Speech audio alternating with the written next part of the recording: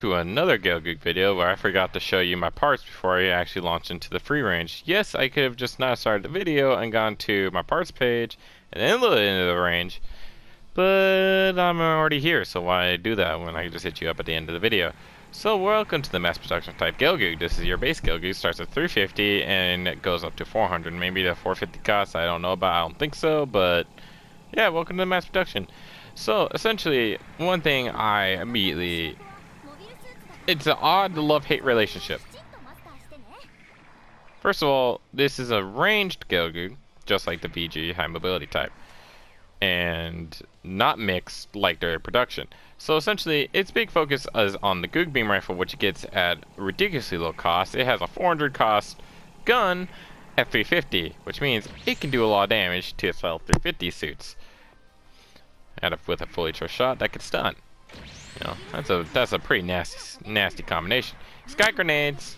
It does not have the MMP, so essentially, it does not have as much chase potential and finishing potential as, say, like the early production Go, the normal high mobility Gelgoog has, or the more consistent early production Gelgoog.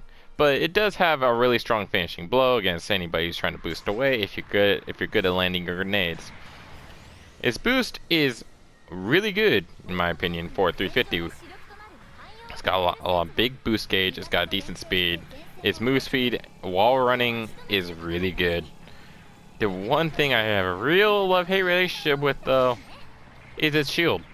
That is not blocking its side. It is blocking only the rear of your suit, which really helps, kinda, when people are trying to downswing, because if you're turned just the right way, this hit registers on your shield rather than on your suit, so you get knocked down, but you don't take the damage. In space, it helps a lot, seeing how your back is a really weak component, and you're flying around. There's gonna be a lot more people behind you than on the ground, trying to chase you down, trying to shoot you. If your shield will absorb all those shots. But on the ground, the shield is kind of just like meh. It can hit shots, but at the same time, a shot that can possibly would have arced if your shield was on your arm will hit the top of your shield there and hit you, which could stagger you. Say if it was this gun cannon right here decided to shoot his shoulder cannons at me, it would have went over, say, my normal Gelgoog because the hitbox, but this shield extends my hitbox by a good portion. You know, that's another head almost without my crest, but another head length over my crest of just extra hitbox, which, you know, sometimes can screw you over. But essentially, the best part about this suit is it's got the Goog beam rifle at 350 cost. That's a lot of damage for a 350 suit, and it's a range suit, so it gets even more use out of it. Does not have force injector. It has dodge roll. Has grenades, as we talked about. Its Naginata isn't. It's got medium melee party, I'm pretty sure. It's got 2-swing melee, but it's not It's not like something to write home about. I think it's like 20 to 30 range boost. I have it right now with only 10 melee boosts, so therefore it's like not really a melee suit. I think it's even got more range slots. Not sure, but this thing is really good at medium range, picking apart the enemy team. Blue generals, raids, supports, it doesn't really care. It kind of just outputs Gelgoog, basically outputs 400 cost damage at 350.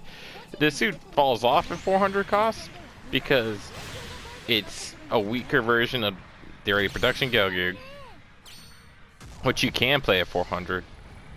And there's other Gelgoogs at 400, the ground type and the ground type VD, which are just superior to the suit. So like, it just kind of falls off in terms of Gelgoogs. It can keep up with some other 350 suits that scale up to 400, but with all the 400 natives, I would not say it's a suit that can easily keep up with them. I would say like maybe a Pale Rider, because Hades makes Pale Rider so squishy and the Goog beam rifle does a lot of damage, but I would not put this thing up against the BD3 and expect it to do anything. But that's a little bit of a rough comparison because the BD3 is really good, in my opinion. But I would say, like, yes, the other Gelgoogs, this thing, it's like, alright, this Gelgoog's like, alright, I bring the rifle, but they're like, alright, I bring the rifle and higher stats. and more tools. And this in the mass production is just like, well, I got the rifle, so you know. Hurry up and get out of here. Show you what I have built on it. This is probably my standard Gelgoog build, as everything else is just with less slots, so on and so forth. I'd use this. I use a suit in ranked. I used it in ranked. It's probably my best suit I use in ranked. But you know, I run melee defense because it has 2 melee resist. 2.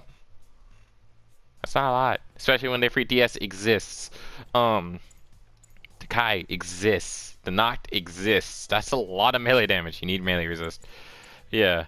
So it can offer the high mobility rocket launcher, but as this is a range suit. This has nothing but range, and I pumped so much into melee resist and thruster.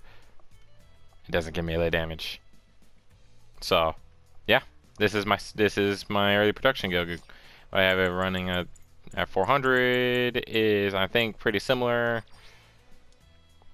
I've put melee mods on it instead. I've put the level 3 thruster, I put level 3 melee armor, so on and so forth. It has melee boost. It can do more melee. But yeah. Mass Production Gelgoog. The pyro style. Not much I can say. Or I'll use any of the other Gelgoogs for 400. But at 350, some good shit.